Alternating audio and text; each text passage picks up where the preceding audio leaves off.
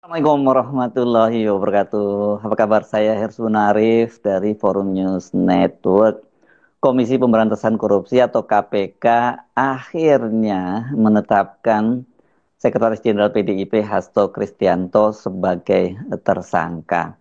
Hasto itu dijerat dalam perkara dugaan suap bersama-sama dengan Harun Masiku, politisi PDIP yang sampai sekarang sudah lebih 4 tahun buron. Berita ini saya kutip dari Detikcom yang pada edisi Selasa tanggal 24 Desember ini mereka mendapatkan informasi bahwa surat penyidikan dimulai penyidikan dengan tersangka Hasto itu sudah diterbitkan oleh pimpinan KPK pada tanggal 23 Desember 2024. Ini berarti kemarin. Dan yang sangat menarik bahwa penetapan tersangka Hasto sebagai tersangka itu setelah dilakukan ekspos perkara pada tanggal 20 Desember 2024 atau setelah pimpinan baru KPK mengucapkan sumpah jabatan di hadapan Presiden Prabowo Subianto. Dalam surat itu disebutkan bahwa Hasto sebagai pihak pemberi suap bersama Harun Masiku kepada mantan komisioner KPU Wahyu Setiawan, dan suap itu diduga berkaitan dengan pergantian antar waktu atau PAW anggota DPR. Akhirnya tiba juga waktu ini kan sebenarnya soal ini sudah diantisipasi oleh PDIP termasuk oleh Hasto sendiri, yang Hasto menyatakan bahwa dia setiap kali dia menyampaikan sikap kritis terhadap pemerintahan Jokowi pada waktu itu katanya langsung kasus Harun Masiku itu diungkit-ungkit lagi. Itu perkataan Hasto di beberapa kesempatan. Kasus ini memang sudah cukup lama ya mengendap karena ini peristiwanya terjadi, penangkapan Wahyu Setiawan itu kan terjadi pada bulan Agustus tahun 2020. Jadi sekarang sudah 1 tahun 4 bulan ya. Sementara Wahyu sendiri sudah divonis dan sudah bahkan sekarang dia sudah menghirup udara bebas gitu. Sementara Harun Masiku itu sampai sekarang menjadi buron, dan ini menjadi isu politik yang panas di tengah memanasnya hubungan antara Pak Jokowi dengan Ibu Megawati. Pertanyaannya, mengapa kok baru dilakukan sekarang oleh komisioner KPK itu? Mengapa ini harus menunggu pergantian pemerintahan? Dan kemudian sekarang yang menetapkan Hasto sebagai tersangka itu adalah komisioner yang baru, pimpinan KPK yang baru yang dilantik oleh Pak Prabowo. Berarti mereka ini dilantik di eranya Pak Prabowo, tetapi kan mereka ini dipilih oleh tim pansel yang dibentuk oleh Presiden Jokowi. Jadi sebenarnya ya mereka ini masih orang-orangnya Jokowi. Karena itu pada waktu mereka ini oleh Presiden Jokowi diserahkan melalui surprise surat Presiden ke DPR, kan pada waktu itu DPR menundanya sampai terpilihnya Presiden baru, dan banyak desakan agar dibatalkan saja hasil seleksi ini karena indikasi kuatnya mereka masih bagian dari orang Jokowi, dan Pak Prabowo disarankan untuk melakukan seleksi ulang. Tapi ternyata kemudian Pak Prabowo juga masih terus meneruskan yaitu hasil dari tim pansel di era Pak Jokowi itu, dan kemudian akhirnya dilantik juga di eranya Pak Prabowo. Jadi pertanyaannya sekarang, apakah ini merupakan kelanjutan dari sebelumnya, gitu ya. Maksudnya kelanjutan dari rezim sebelumnya yang mendapat order untuk menangkap Hasto, atau ya ini memang sepengetahuan dari Presiden Prabowo. Tapi tampaknya nggak mungkin kalau tanpa sepengetahuan Pak Prabowo ya, karena ini kan Hasto ini bagaimanapun juga adalah seorang politisi top ya, dia orang nomor 2 di PDIP. Jadi dia orang nomor 2 di partai pemenang pemilu. Jadi ini sangat sensitif ya, sangat mesti hati-hati penetapan Hasto sebagai tersangka ini. Saya ingin kita memisahkan kasus politik dan kasus hukumnya ya. Kalau dari kasus hukumnya saya kira clear kita, apapun sifatnya kalau namanya korupsi, menyuap pejabat dan sebagainya negara itu harus ditindak. Tapi yang kita inginkan tentu tidak ada tebang pilih gitu. Siapapun itu harusnya berlaku. Jangan ketika dia masih bagian dari kekuasaan itu tidak disentuh, tapi ketika kemudian dia masih bagian dari kekuasaan tapi bermusuhan dengan kekuasaan, maksud saya hubungan antara PDIP dengan Pak Jokowi itu, dan kasusnya jadi diungkit kembali. Nah, terus kalau gitu selama ini ngapain aja? Karena kasusnya seperti saya sebutkan terjadi pada bulan Agustus tahun 2020. Jadi sudah lebih dari 4 tahun yang lalu. Dan sekarang kemudian PDIP kan menjadi oposisi, berada di luar pemerintahnya Prabowo. Nah itu nggak boleh dilakukan semacam itu ya. Kalau ada kasus pidana, kasus korupsi atau apapun, sekalipun dia bagian dari kekuasaan itu harus ditindak. Nah karena itu nggak salah kalau kemudian orang bertanya-tanya, apakah penetapan Hasto sebagai tersangka ini masih menunjukkan bahwa Pak Jokowi itu sangat berkuasa gitu, sehingga tangan-tangan kekuasaannya masih menjangkau pemerintahnya Prabowo. Dan kalau begitu, di mana peran Pak Prabowo sebagai presiden dan bagaimana dia nanti hubungannya dengan Ibu Megawati? Indikasi bahwa Hasto sudah mau jadikan tersangka itu sebenarnya sudah sejak beberapa waktu sebelumnya ya, sejak sebelum komisioner atau pimpinan KPK berganti seperti yang sekarang. Ini setidaknya pada tanggal 23 Juli itu, pada waktu itu KPK sudah menetapkan 5 orang dekatnya dari Hasto itu dicegah untuk pergi ke luar negeri, termasuk salah satunya adalah Kusnadi dan seorang pengacara ini ya. Kusnadi adalah ajudan dari Hasto Kristianto. Waktu itu Hasto juga sempat diperiksa oleh KPK tapi belum ditetapkan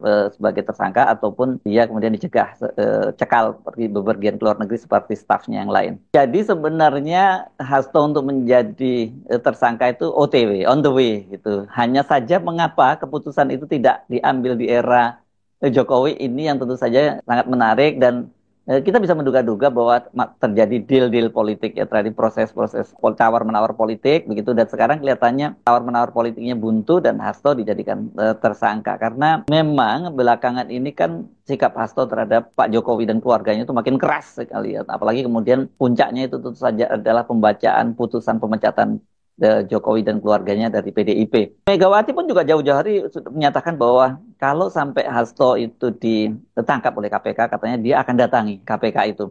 Ini disampaikan Megawati pada waktu peluncuran buku karya Todung Mulya Lubis, seorang pengacara senior yang kemarin itu pada Pilpres menjadi tim pemenangan dari Ganjar Mahfud yang diusung oleh PDIP. Saya bilang kalau kau itu ditangkap, saya datang, saya nggak bohong. Kenapa? Saya ketua umum bertanggung jawab kepada warga saya. Dia adalah sekjen saya, itu kata Ibu Megawati. Ya pada ini hari Kamis ya kemarin itu judul bukunya itu dari Todung Mulya Lubis adalah Pilpres 2024 antara hukum, etika dan pertimbangan psikologis. Dan pada momen itu Mega kembali mengkritik cara penyidik KPK, terutama AKBP Rosa Purbo Bekti yang memeriksa Hasto. Ini udah bukan yang pertama ya. Ibu Megawati udah berapa kali ini bahkan menantang, waktu itu pernah menantang AKBP Rosa untuk langsung bertemu dengan dia. Lalu saya bilang, siapa itu Rosa? Katanya KPK, tapi masa pakai masker, pakai apa namanya, topi, iya toh?